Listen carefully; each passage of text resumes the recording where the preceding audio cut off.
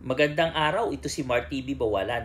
Ang papanoorin po natin ay ang statement ng ating dating Pangulong PRRD na kung saan tinawag niya ang ating mahal na Pangulong PBBM na isang alam niyo na.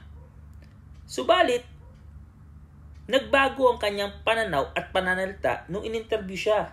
So, maniniwala pa po ba tayo sa isang taong pabago-bago ng statement?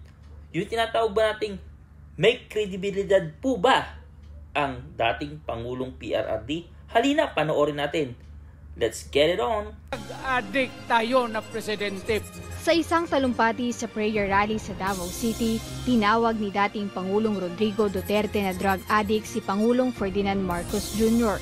Inilarawan ng dating Pangulo si Marcos na bangag at sinabing alam ng Armed Forces of the Philippines ang tungkol rito. That's why sinasabi ko na sa inyo ngayon, si Bongbong Marcos bangag noon, ngayong presidente na bangag natin ang presidente. Kayong mga military, alam ninyo yan. Lalo na yung nasa Malacanang. Alam ninyo. The Armed Forces of the Philippines, alam ninyo. Ito pa nga po, isa pa po ang ating mapapanood. Hindi lang po isang beses na sinabi ng ating dating Pangulong PRRD na yun nga, bangag daw po ang ating mahal na Pangulong PBBM. Ito po, pakinggan niya po ang pangalawang beses. Nung ako'y mayor, pinakitaan ako ng evidence ng PDEA. Doon sa listahan, nandoon yung pangalan mo.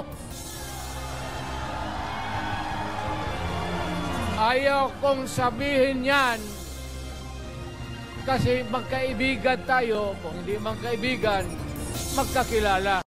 At dito nga po, sa pangatlong beses, bigla na lang pong nagbago ang statement ng ating dating Pangulong PRRD na kung saan, ewan ko, parang nahimasmasan o bigla na lang naging mabuti ang kanyang sinasabi tungkol sa ating mahal na Pangulong PBBM. So dito pa lang po makikita nyo na mga kababayan kung anong kredibilidad meron ang dating Pangulong PRRD. So halika po, panoorin natin ang last part. Ngunit sa isang panayam kahapon kay dating Pangulong Duterte, ay nilinaw niya na wala siyang sinabing adik si Pangulong Ferdinand Marcos Jr. Si Presidente, wala akong sinabi na gano'n. Si Presidente, wala akong sinabi na gano'n. Even if you kill me 1,000 times, wala akong sinabi na gano'n. Taking a drug. Pero kung sabihin mo, addict, wala akong sinabi na gano'n. Patayin ako ni Marcos niyan. Maawa ka naman sa akin. Matanda na ako.